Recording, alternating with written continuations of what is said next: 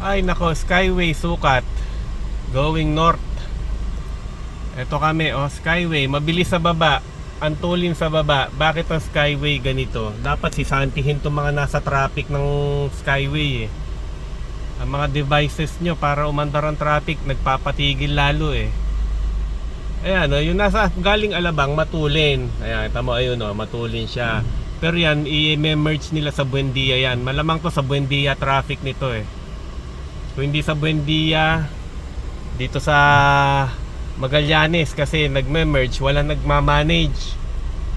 O yung yung papanik galing Resorts World, ayan. Tapos apektado hanggang dito sa dulo. Yung mga nagta-traffic dito sa management, yung mga may hawak ng management ng Skyway, ng traffic management nila, dapat sisantihin ni Ramon ang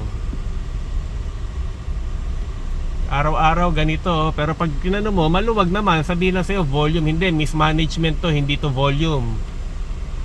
Mga buwisit.